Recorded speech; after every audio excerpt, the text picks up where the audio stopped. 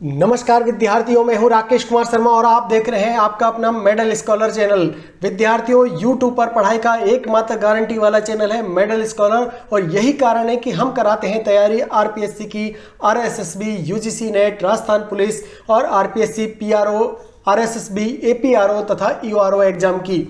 विद्यार्थियों, इन सभी एग्जाम में एक टॉपिक बहुत ज़्यादा महत्वपूर्ण है और वो है विधिक अधिकार यानी नागरिक अधिकार पत्र। विधिक अधिकार और नागरिक अधिकार पत्र की इंपॉर्टेंस इतनी ज़्यादा है विद्यार्थियों कि ऐसा कोई एग्जाम नहीं है जहां पर एक या दो प्रश्न इस टॉपिक से ना आए हों। यानी legal rights and civil right charter बहुत ज़्यादा इंपॉर्टेंट बन जाता है और अक्सर विद्यार्थी इस टॉपिक को छोड़ता है क्योंकि ये वाला टॉपिक ज़्यादातर गाइड्स पे बहुत ही क्लिष्ट लैंग्वेज में दिया हुआ है और ये विद्यार्थी को समझ में आता ही नहीं और यही कारण है कि वो इसे छोड़कर चला जाता है एग्जाम में। एक प्रश्न आपकी सफलता में बिल्कुल मेरिट में ला सकता है आपको, वही प्रश्न आपको सिलेक्शन से बाहर कर सकता है। यही कारण है कि मेडल स्कॉलर हर उस प्रश्न को लेकर के चलता है जो बाकी विद्यार्थी छोड़ देंगे और मेडल स्कॉलर का विद्यार्थी उस प्रश्न को हल करके आएगा। तो चलिए मेरे प्यारे विद्यार्थियों, आज शुरू करते हैं विधिक अधिकार और नागरिक अधिकार पत्र अर्थात legal rights and civil right charter.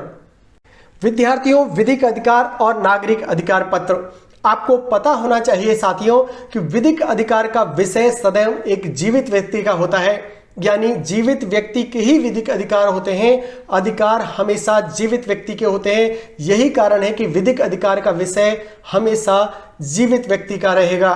यानी आपसे एग्जाम में अगर पूछ लिया जाए विधिक अधिकार का विषय संबंधित है तो आपको जीवित व्यक्ति सदैव लगाना चाहिए। विधिक अधिकार का विश्लेषण सर्वप्रथम हॉफलैंड ने किया था। यानी सबसे पहले विधिक अधिकार का अगर कोई डिस्क्रिप्शन करने वाला यानी विश्लेषण करने वाला, डिस्क्राइब करने वाला कोई व्यक्ति था तो उसका नाम था हॉफलैंड। कई बार एग्जाम में ये प्रश्न पूछा गया है विद्यार्थियों, इंपॉर्टेंट बनता है तो इसको आप याद कर लीजिएगा, हॉफलैंड का नाम। यानी आप अपने राइट्स को हॉफलैंड से जोड़ सकते हैं। अधिकार के साथ कर्तव्य और स्वतंत्रता के साथ अधिकार विहीनता तथा शक्ति के साथ दायित्व हमेशा जुड़ा रहता है। बहुत समझने की बात है विद्यार्थियों, अधिकार जब भी आप मांग करते हैं तो उसके साथ हमेशा कर्तव्य जुड़े होते हैं। यानी आप कर्तव्य का पालन करेंगे तभी आप अधिकार की डिमांड कर सकते हैं। इसी प्रकार स्वतंत्रता के साथ अधिकार विहीनता, यानी जब आपकी स्वतंत्रता नहीं रहेगी तो आपके अधिकार भी नहीं रहेंगे। इसी तरह शक्ति के साथ दायित्व, यानी आप जब शक्ति की डिमांड करते हैं तो आपके अपने दायित्वों को भी पूरा करना होगा। ये दो शब्द हैं जो अधिकार के साथ कर्तव्य, स्वतंत्रता के साथ अधिकार विहीनता और शक्ति के साथ दायित्व हमेशा जुड़े रहते हैं। सामंत ने कहा है कि विधिक अधिकार एक ऐसा हित है जो राज्य की विधि द्वारा मान्यता प्राप्त है और जो विधि द्वारा संरक्षित है। बहुत ज़्यादा इंपॉर्टेंट है सामंत का कथन। सामंत ने क्या कहा है कि विधिक अधिकार एक ऐसा हित है यानी ऐसा एक बेनिफिट है जो राज्य की विधि द्वारा, राज्य के कानून द्वारा मान्यता प्राप्त है और जो विधि द्वारा संरक्षित है यानी कानून के द्वारा संरक्षित भी है। तो यहाँ पर आपको समझने की जरूरत है, रटने की जरूरत नहीं है मेरे प्यारे विद्यार्थियों। सामंत ने ये कथन कहा है, विधि द्वारा मान्यता प्राप्त और विधि द्वारा संरक्षित कौन है? विधिक अधिकार। तो आप याद कैसे करेंगे आइए बताता हूं। विद्यार्थियों, आप सामंत को जोड़िए संबंध के साथ, यानी जब भी किसी विधि द्वारा कोई मान्यता प्राप्त, विधि द्वारा कोई संरक्षित चीज है उसे कोई भी नुकसान पहुंचाता है तो आप सबसे पहले क्या भेजते हैं? संबंध भेजते हैं। तो विधि द्वारा मान्यता प्राप्त और विधि द्वारा संरक्षित है ऐसा कहने वाले कौन है? सामंत। तो विधि की मान्यता प्राप्त और विधि द्वारा संरक्षित जब भी कोई चीज की बात आएगी तो संबंध के साथ आप उसे जोड़ देंगे सामंत के साथ में।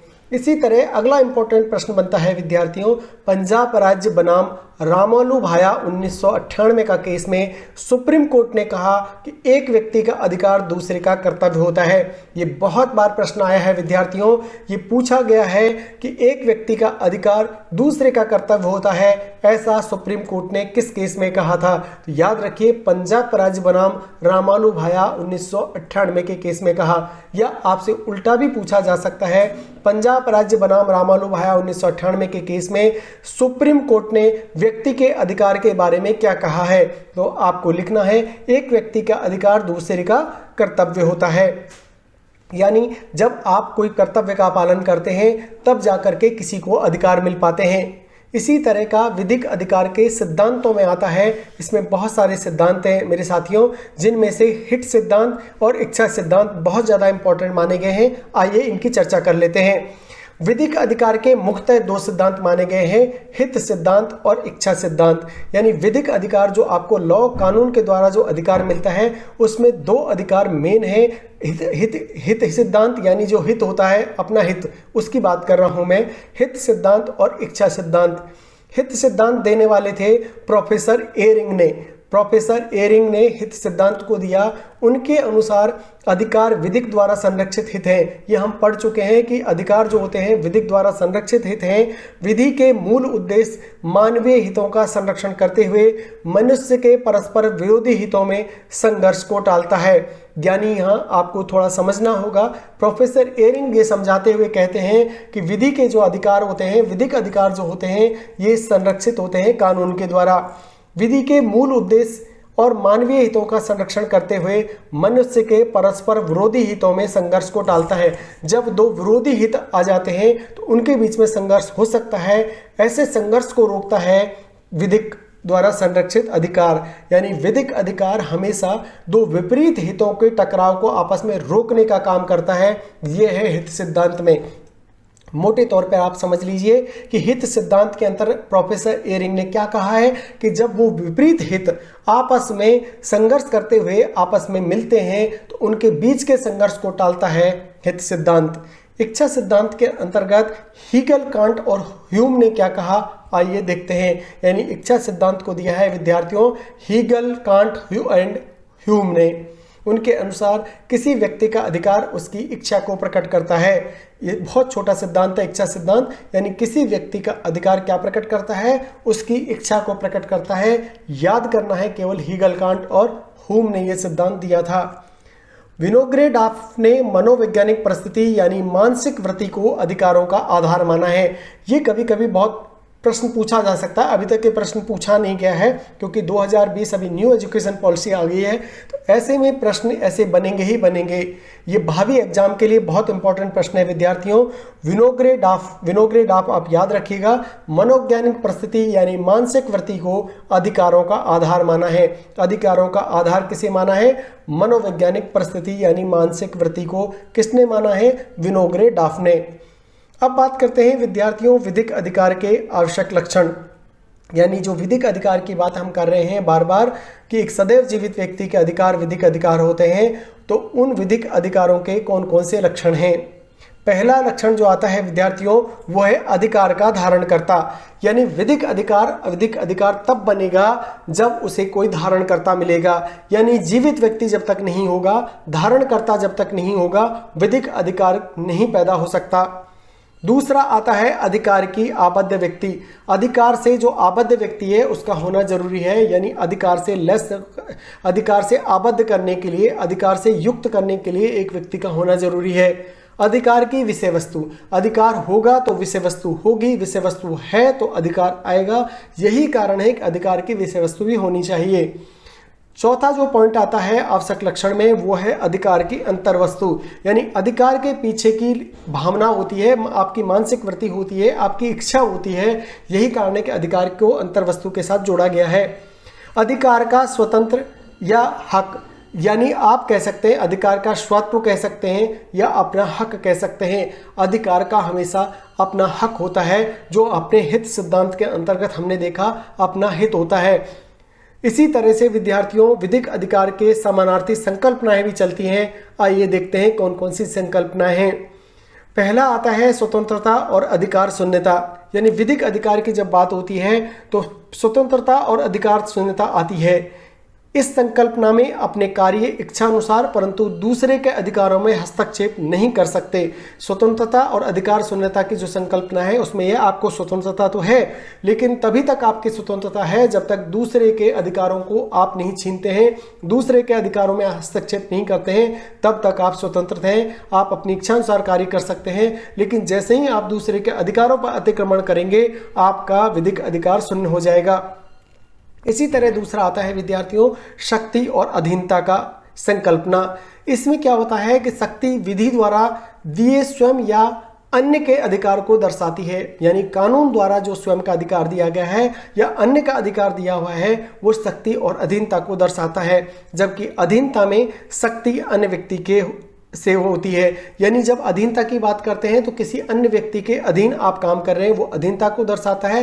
वो जब एक व्यक्ति एक दूसरे के अंडर में काम करता है तो जिसके अंडर में काम कर रहा है वो है शक्ति और जो काम कर रहा है वो है अधीनता।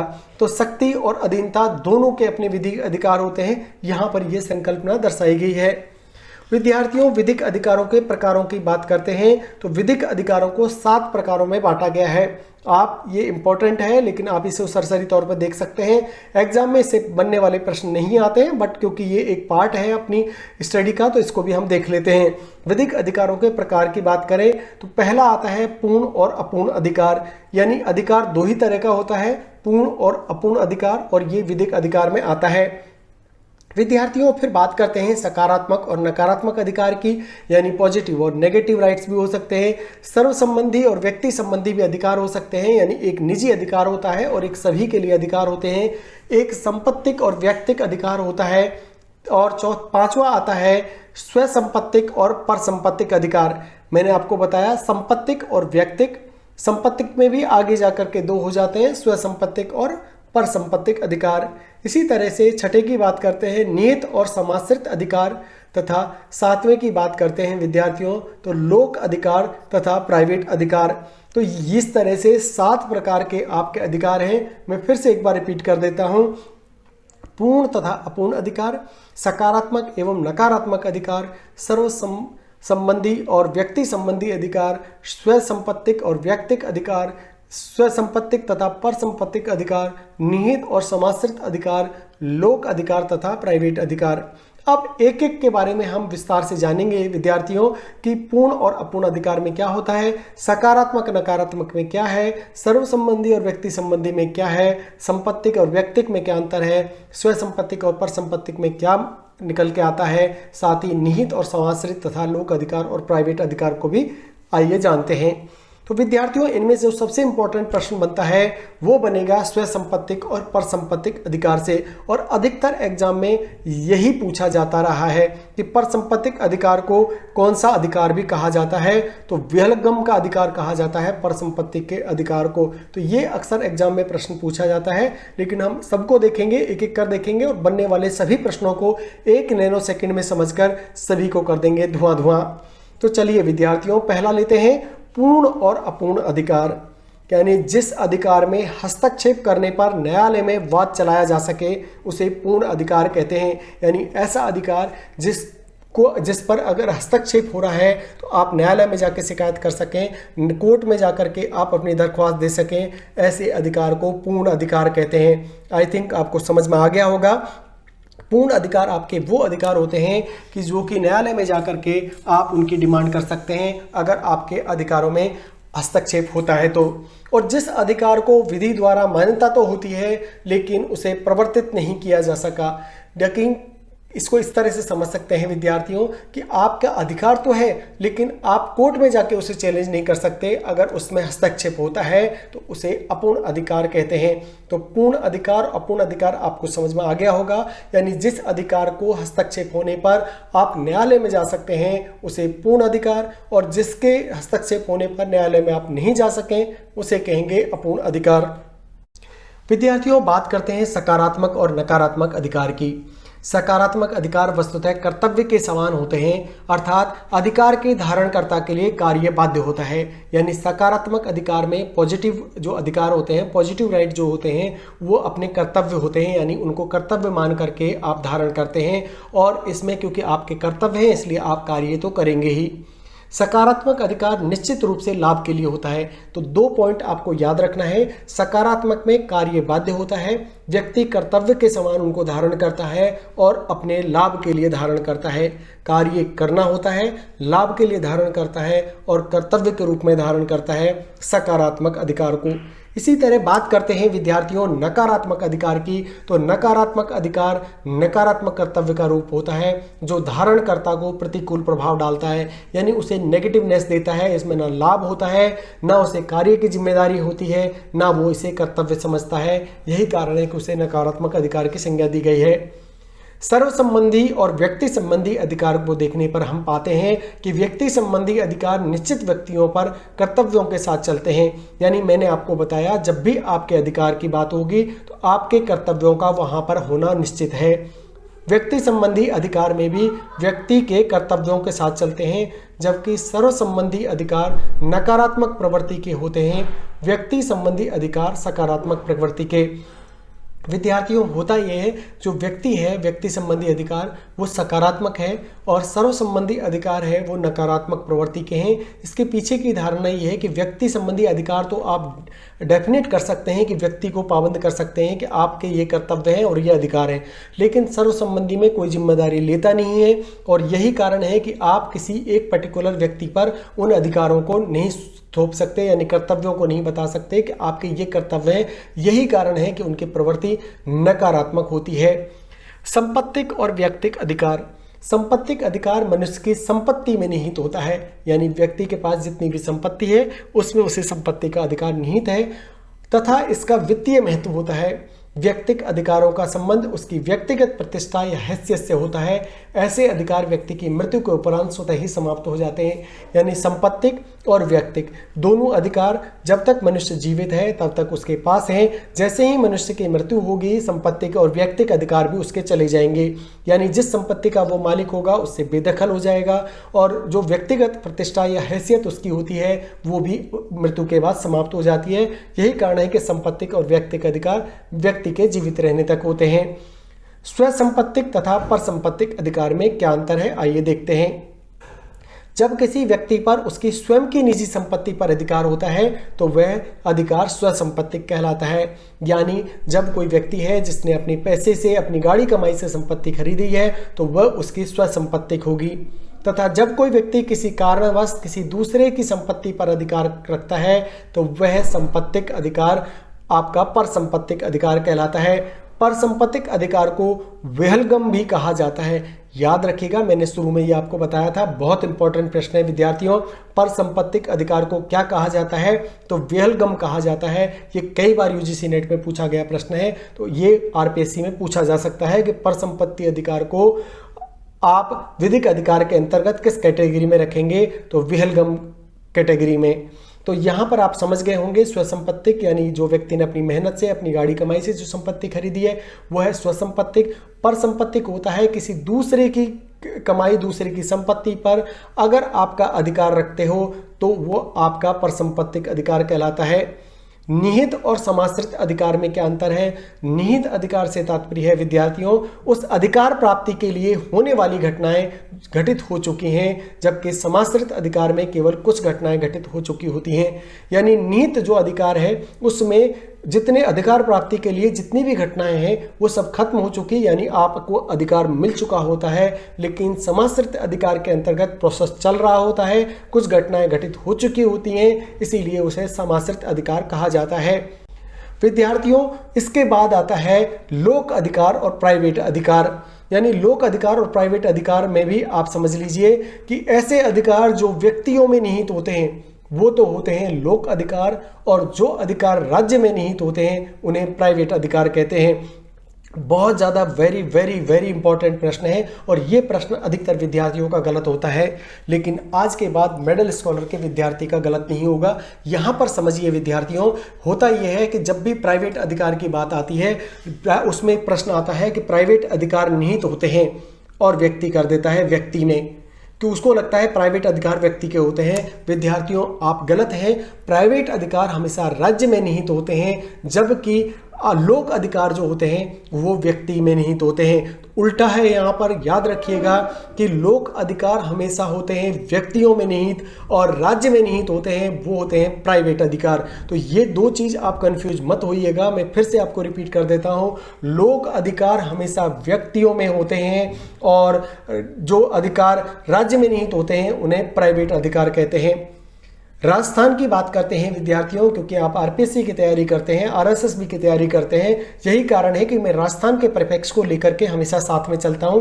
जब भी आपको जो चीज़ पढ़ाता हूं उसका राजस्थान वाला पार्ट भी अवश्य मैं साथ में लेता हूं। राजस्थान की बात कर लेते हैं। सुप्रीम कोर्ट ने विधिक अधिकार की व्याख्या भारतीय संविधान के अनुच्छेद 131 के अंतर्गत आने वाले 2 निर्णय राजस्थान बनाम भारत संघ तथा कर्नाटक बनाम भारत संघ में की है। यानी सुप्रीम कोर्ट की बात कर ले कि विधिक अधिकार की जो व्याख्या हुई है सुप्रीम कोर्ट के द्वारा वो कौन से अधिकार के अंतर्गत हुई है, आइए हम देख लेते हैं। सुप्रीम कोर्ट के जो विधिक अधिकार हैं विद्यार्थियों, वो भारतीय संविधान के अनुच्छेद 131 के अंतर्गत, याद रखिएगा अनुच्छेद का नाम है 131, और यहाँ पर 2 डिसीजंस हुए थे, राजस्थान बनाम भारत संघ और कर्नाटक बनाम भारत संघ की बात मैं कर रहा हूँ। तो राजस्थान बनाम भारत संघ और कर्नाटक बनाम भारत संघ में विधिक अधिकार की व्याख्या की है अनुच्छेद 131 के अंतर्गत सुप्रीम कोर्ट ने। विधिक अधिकार के लिए 3 तत्व बहुत ज़्यादा जरूरी हैं, जिनका संरक्षण बहुत ज़्यादा जरूरी है। वो तत्व हैं इच्छा, हित और संरक्षण। यानी आप 3 तत्व होते हैं विधिक अधिकार के, इच्छा होनी चाहिए, आपका हित होना चाहिए और आपका संरक्षण होना चाहिए। तो आपसे एग्जाम में पूछा जा सकता है कि विधिक अधिकार के 3 तत्व कौन से हैं, इच्छा, हित और संरक्षण। याद रखिएगा, इच्छा, हित और संरक्षण। विधि और विधिक कार्य विभाग राजस्थान सरकार के समस्त विधिक कार्यों की देखभाल करता है। तो राजस्थान सरकार में बात करें कि कौन सा ऐसा विभाग है जो विधिक कार्यों की देखभाल करता है, तो विधि और विधिक कार्य विभाग राजस्थान सरकार। विधि विभाग का प्रमुख शासन सचिव कहलाता है और यह विभाग कानून मंत्री के निर्देशन में कार्य करता है।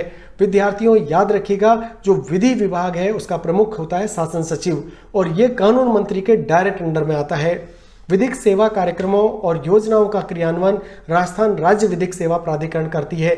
ये जो कि त्यों प्रश्न छपते हैं विद्यार्थियों, इसलिए आप इनको ध्यान से सुनिएगा, इसमें कोई समझने की जरूरत नहीं है। आपको याद करना है कि विधिक सेवा कार्यक्रमों और योजनाओं का क्रियान्वयन राजस्थान में कौन करता है, राजस्थान राज्य विधिक सेवा प्राधिकरण करता है। राजस्थान के नागरिकों को संविधान द्वारा दिए गए सभी विधिक अधिकार प्राप्त हैं। राजस्थान में 2 विधिक कानून लागू हैं। तो मेन कौन कौन से कानून लागू हैं, आइए देख लेते हैं। राजस्थान लोक सेवा गारंटी अधिनियम 2011 और राजस्थान जन सुनवाई अधिकार अधिनियम 2012, 2 कानून विधिक कानून लागू हैं। राजस्थान में कौन कौन से हैं आपको याद होना चाहिए, राजस्थान लोक सेवा गारंटी अधिनियम 2011 और राजस्थान जन सुनवाई की अधिकार अधिनियम 2012। तो राजस्थान में कानूनी सहायता के लिए विधिक सेवा प्राधिकरण अधिनियम 1987 के तहत राष्ट्रीय विधिक सेवा प्राधिकरण यानी नालसा का गठन किया गया है।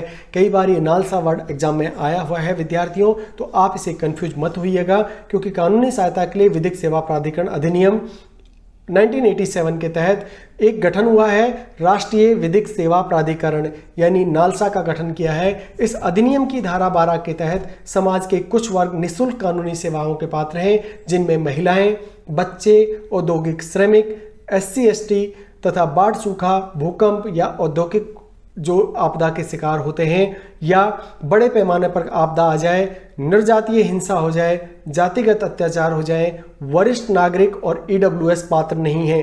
विद्यार्थियों याद रखिएगा, यहाँ पर आपसे प्रश्न बहुत बार पूछा गया है और ये बहुत ज़्यादा इंपॉर्टेंट फैक्ट है कि भारत में कानूनी सहायता की विधिक सेवा प्राधिकरण अधिनियम 1987 के तहत राष्ट्रीय विधिक सेवा प्राधिकरण यानी नालसा का गठन किया गया है। इस अधिनियम की 12 के तहत अधिनियम की धारा 12 के तहत समाज के कुछ वर्गों को निःशुल्क कानूनी सहायता मिलती है। उसमें याद रखिएगा वरिष्ठ नागरिक शामिल नहीं है, वो जानबूझ के वरिष्ठ नागरिक डालता है। आपको वरिष्ठ नागरिक और EWS पात्र नहीं है, बाकी सभी महिलाएं, बच्चे, औद्योगिक श्रमिक, SC ST, बड़े पैमाने पर आपदा, निर्जातीय हिंसा, जातिगत अत्याचार, बाढ़, सूखा, भूकंप, औद्योगिक आपदा के शिकार सभी आते हैं, लेकिन वरिष्ठ नागरिक और EWS नहीं है, ये आपको याद रखना है। विद्यार्थियों ये तो बात हो गई हमारे विधिक अधिकार और विधिक अधिकार की। अब बात करेंगे विद्यार्थियों नागरिक अधिकार पत्र की। तो आइए शुरू करते हैं नागरिक अधिकार पत्र। विद्यार्थियों नागरिक अधिकार पत्र यानी सिविल राइट चार्टर की बात करते हैं। इसके अंतर्गत हम नागरिक अधिकार पत्रों की शुरुआत सर्वप्रथम यूनाइटेड किंगडम यानी UK ब्रिटेन में हुई। जब भी बात आती है कि नागरिक अधिकार पत्र सबसे पहले कहाँ शुरू हुए, तो ये हुए ब्रिटेन में, यानी यूनाइटेड किंगडम UK ब्रिटेन में इनकी शुरुआत सबसे पहले हुई थी। भारत में सबसे पहले मध्य प्रदेश ने नागरिक अधिकार पत्र लागू किया। तो आपसे पूछा जा सकता है कि वर्ल्ड में कहाँ सबसे पहले लागू हुए, तो ये हुए थे ब्रिटेन में। और अगर भारत की बात आती है तो नागरिक अधिकार पत्र यानी नागरिक चार्टर, सिटीजन चार्टर जो लागू हुआ वो मध्य प्रदेश ने किया। नागरिक अधिकार पत्र 2 पन्ने का ऐसा दस्तावेज है जिसे आसानी से प्रदर्शित और पढ़ा जा सकता है। इसमें किसी संगठन द्वारा अपने नागरिकों और ग्राहकों को सेवाओं, सूचनाओं और शिकायत निवारण आदि की जानकारी पहुंचाई जाती है। यानी याद रखिएगा, नागरिक अधिकार पत्र हमेशा 2 पन्ने का होता है। नागरिक अधिकार पत्र 2 पन्ने का होता है और ऐसा दस्तावेज होता है जिसे आसानी से पढ़ा जा सके, आसानी से प्रदर्शित किया जा सके और कोई भी संगठन या ऑर्गेनाइजेशन अपनी सेवाओं, अपनी सूचनाओं को, अपनी शिकायत निवारण आदि को अपने कार्यालय में पेश करता है। विद्यार्थियों, ये कोई बड़ी चीज़ नहीं है। नागरिक अधिकार पत्र हमेशा जिस भी ऑफिस में आप जाते हो वहाँ पर 2 बोर्ड लगे हुए आपने देखे होंगे, जहाँ पर आपके अधिकार दिए होते हैं नागरिक चार्टर के कि आपके इस कार्यालय में ये अधिकार हैं और इस कार्यालय में ये सुविधाएं आपको प्राप्त हैं। पानी की सुविधा, नल की सुविधा, ये सुविधा, बैठने की सुविधा, यानी जो सुविधाएँ आपको फ्री ऑफ कॉस्ट उपलब्ध है उस कार्यालय में, उन सभी सुविधाओं का वर्णन, साथ ही आपकी जो अधिकार हैं उनका वर्णन ऐसे बोर्ड पर किया हुआ होता है।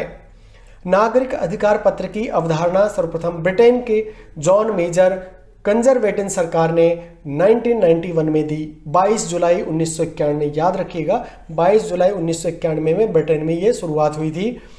और नाम से इसने क्या किया, 1998 में टोनी ब्लेयर की लेबर सरकार ने सर्विस फर्स्ट नाम से पुनः आरंभ किया। यानी सबसे पहले जॉन मेजर कंजर्वेटिव सरकार ने 1991 में इसकी शुरुआत की। 1998 में आते आते टोनी ब्लेयर ने लेबर सरकार के जो उसकी लेबर सरकार थी उसे सर्विस फर्स्ट के नाम से पुनः आरंभ किया। भारत में 24 मई 1997 को राज्यों की एक कॉन्फ्रेंस में नागरिक अधिकार पत्र लागू करने का निर्णय हुआ। यानी 24 मई 1997 को जब सभी राज्यों के मुख्यमंत्रियों की जब बैठक हो रही थी तो उसमें निर्णय हुआ कि नागरिक अधिकार पत्र लागू किया जाएगा। भारत सरकार ने प्रशासनिक सुधार लोक शिकायत विभाग यानी DARPG को नागरिक अधिकार पत्र के निर्माण और संचालन की जिम्मेदारी दी है। बहुत ज़्यादा इंपॉर्टेंट है विद्यार्थियों, याद रखिएगा भारत सरकार का कौन सा विभाग है, वो है प्रशासनिक सुधार और लोक शिकायत विभाग। प्रशासनिक सुधार और लोक शिकायत विभाग यानी DARPG जो है उसको नागरिक अधिकार पत्र के निर्माण और संचालन की जिम्मेदारी दी है। प्रशासनिक सुधार और लोक शिकायत विभाग भारत सरकार ने 31 मार्च 2002 को एक वेबसाइट पर विभिन्न मंत्रालयों, विभाग द्वारा जारी नागरिक चार्टर पत्र जारी किए। यानी उन्होंने एक वेबसाइट बनाई और 31 मार्च 2002 को सभी विभागों के वहां पर नागरिक अधिकार पत्र प्रदर्शित किए। नागरिक अधिकार पत्र के मुख्य बिंदु क्या हैं, आप याद रखिएगा, इंपॉर्टेंट है, प्रश्न यहाँ से बनेगा। विजन या मिशन, पहला जो मेन आता है नागरिक अधिकार पत्र में, हमेशा विजन होना चाहिए, मिशन होना चाहिए कि इस कार्यालय का विजन क्या है। सबसे पहले प्रदर्शित करेंगे विजन को, फिर प्रदर्शित करेंगे विभाग द्वारा किए गए कार्यों का ब्यौरा या सेवाओं का विवरण। या तो अपने विभाग द्वारा कौन कौन से कार्य किए जा रहे हैं उनका ब्यौरा देंगे या फिर आप सेवाओं का विवरण देंगे। इसी तरह तीसरे नंबर पर कार्मिकों का ब्यौरा दिया जाएगा कि कौन कौन यहाँ इस कार्यालय में काम करता है। सेवाओं का लाभ उठाने की विधियाँ दी जाएंगी कि कौन किसके लिए जिम्मेदार है। चौथे पॉइंट में नागरिकों को उपलब्ध कराई गई सेवाएं आएंगी। पांचवें पॉइंट में शिकायत निवारण तंत्र और उस तक पहुंचने का ब्यौरा दिया जाएगा। और छठे पॉइंट में ग्राहकों से प्रत्याशाएं यानी एक्सेप्टेशंस क्या क्या हैं लोक अभिलेख की अपेक्षा। यानी जब भी आप कार्यालय में जाएंगे तो आपके कुछ कर्तव्य होंगे, उन कर्तव्यों का वर्णन भी इसमें किया जाएगा। इस तरह से विद्यार्थियों याद रखिएगा, नागरिक अधिकार पत्र में ये जो मैंने 6 बिंदु आपको बताए हैं, इसी सीक्वेंस में आपको नागरिक अधिकार पत्र मिलता है। इसकी सीक्वेंसिंग पूछी जा सकती है, आपसे विवरण पूछा जा सकता है कि निम्न में से कौन सा बात नागरिक अधिकार पत्र में शामिल होती है नहीं होती है। तो सबसे पहला विजन या मिशन होता है, विभाग द्वारा किए गए कार्यों का ब्यौरा होता है, कार्मिकों का ब्यौरा होता है, सेवाओं का लाभ उठाने की विधियाँ होती हैं, नागरिकों को उपलब्ध कराई गई सेवाएं होती हैं, शिकायत निवारण तंत्र तथा उस तक पहुंचने का ब्यौरा होता है, साथ ही ग्राहकों से जो अपेक्षाएं हैं वो भी लिखी होती हैं। विद्यार्थियों, नागरिक अधिकार पत्र के मुख्य संगठक क्या क्या हैं, आइए देखते हैं। पहला जो संगठक है वो है गुणवत्ता। यानी नागरिक अधिकार पत्र में हमेशा गुणवत्ता की बात होनी चाहिए, निरंतर सुधार की ओर अग्रसर होना चाहिए। चयन विकल्प दिए जाने चाहिए कि आपके ग्राहकों को या जो कस्टमर्स आएंगे या जो नागरिक वहां पर सेवाओं के लिए जाएंगे उनको बहुत सारे विकल्प होने चाहिए जिससे कि वो परफेक्ट विकल्प का चयन कर सके। मानक स्तर होना चाहिए, यह दर्शाना कि किस स्तर की सेवा दी जाए, यानी एक स्टैंडर्ड होना चाहिए कि आपको इस स्तर की सेवाएं दी जाएंगी। फीडबैक मैकेनिज्म होना चाहिए कि यानी कोई काम अगर नहीं हो रहा है तो शिकायत और सुझाव तंत्र की सक्षम व्यवस्था भी होनी चाहिए। और पांचवा बिंदु आता है पारदर्शिता, यानी पारदर्शिता होनी चाहिए, किसी तरह का वहाँ पर छुपाव नहीं होना चाहिए। साथ ही होना चाहिए मॉनिटरिंग और आवधिक समीक्षा, यानी टाइम टू टाइम उसकी समीक्षा भी की जानी चाहिए। एक पर्टिकुलर पीरियड के बाद यह सुधार की संभावना को बढ़ाता है, यानी जब आप मॉनिटरिंग और समीक्षा करते हैं तो किसी भी चीज़ में सुधार की गुंजाइश हमेशा रहती है। अब बात करते हैं नागरिक घोषणा पत्र के लाभ क्या क्या हैं, आइए देखते हैं। विद्यार्थियों सेवाओं की समय पर गुणवत्तापूर्ण उपलब्धता हो पाती है नागरिक घोषणा पत्र के साथ। जिम्मेदारी और जवाबदेही सुनिश्चित करता है नागरिक अधिकार पत्र। पारदर्शिता और उत्तरदायित्व सुनिश्चित करता है, साथ ही नागरिकों को जन सेवाओं के प्रति जागरूक भी बनाता है। विद्यार्थियों 4 चीजें मैंने आपको बताई कि नागरिक घोषणा पत्र से क्या क्या लाभ हैं। पहला, सेवाओं की समय पर गुणवत्तापूर्ण उपलब्धता। जिम्मेदारी और जवाबदेही सुनिश्चित करता है। पारदर्शिता उत्तरदायित्व को सुनिश्चित करता है, साथ ही नागरिकों को जन सेवाओं के प्रति जागरूक बनाता है। विद्यार्थियों नागरिक अधिकार पत्र का जो मूल्यांकन है वो कैसे होता है, आइए देखते हैं। नागरिक घोषणा पत्र में मूल्यांकन करने पर वर्ष 2002 और 3 में 3 प्रशासनिक सुधार और लोक शिकायत निवारण विभाग ने एक निजी agency Indian institute of public administration द्वारा मूल्यांकन कराया, जिसमें निम्न कमियां पाई गई। यानी याद रखिए, एक घोषणा पत्र का मूल्यांकन हुआ 2002 और 3 में, और उसमें क्या कमी पाई गई। एक निजी कंपनी थी Indian institute of public administration, उससे मूल्यांकन कराया गया। तो जो मूल्यांकन में सामने आई वो बातें थी, प्रारूप ठीक नहीं होना, यानी जो प्रारूप निश्चित किया गया था कि इस तरह के पैटर्न में आप सूचनाएं देंगे वो नहीं था। महत्वपूर्ण सूचनाएं का अभाव था, यानी जिन सूचनाओं को होना चाहिए वो वहाँ पर नहीं थी। समय समय पर पुनर्मूल्यांकन और अपडेट की जानकारी का अभाव था, यानी अपडेट की ही नहीं गई सूचनाएं। लोक संगठनों में नागरिक अधिकार पत्र के प्रति रुचि का अभाव था। नागरिकों में जागरूकता का अभाव था कि उन्हें पता ही नहीं था कि इस तरह के भी अधिकार उनके होते हैं। पारदर्शिता और परामर्शी प्रक्रिया का भी इस एजेंसी ने अभाव पाया। अब बात करते हैं नागरिक अधिकार पत्र और राजस्थान की। आपको पता ही है, मैं पहले भारत के पक्ष में परिप्रेक्ष्य में चीज़ों को पढ़ाता हूं, उसके बाद उसे राजस्थान से लिंक करता हूं। इसका फायदा ये होता है कि आप किसी भी कंपटीशन में बैठें, आप संपूर्ण होकर के निकलते हैं। राजस्थान में 1997 में राजस्व मंडल द्वारा पहला नागरिक अधिकार पत्र जारी किया। बहुत इंपॉर्टेंट है विद्यार्थियों, ये कई बार एग्जाम में आया हुआ है कि राजस्थान में पहली बार किसने नागरिक अधिकार पत्र जारी किया, तो राजस्व मंडल ने। आरटीआई यानी सूचना का अधिकार भी सिटीजन चार्टर का एक भाग है। जो आरटीआई हम सुनते हैं, राइट टू इन्फॉर्मेशन एक्ट, वो भी सिटीजन चार्टर यानी नागरिक अधिकार पत्र का भाग है। ये भी इंपॉर्टेंट है, आपसे पूछा जा सकता है। जन समस्याओं के निराकरण के लिए राजस्थान ऐसा पहला राज्य था जिसने सुनवाई का अधिकार अधिनियम 2012 पारित किया। यानी भारत में एकमात्र ऐसा राज्य है राजस्थान जहां पर सुनवाई का अधिकार दिया गया, 2012 को पारित किया गया, जो कि नागरिक अधिकार पत्र को और ज़्यादा सुनिश्चित करता है। विद्यार्थियों ये हुआ बात नागरिक अधिकार पत्र की, और बात की हमने विधिक अधिकारों की। तो इसमें हमने संपूर्ण रूप से पूरी तरह जान लिया, एक एक बिंदु को हमने समझा और बनने वाले प्रश्नों को भी देखा। जहां पर इंपॉर्टेंट था मैंने आपको बताया। आशा है आपको अच्छे से समझ में आ गया होगा। अब विद्यार्थियों के लिए एक छोटा सा संदेश है और फिर लेक्चर को वाइंड अप करते हैं। विद्यार्थियों YouTube पर पढ़ाई का एकमात्र गारंटी वाला चैनल मेडल स्कॉलर है। मैं कई बार आपको ये चीज़ बता चुका हूँ।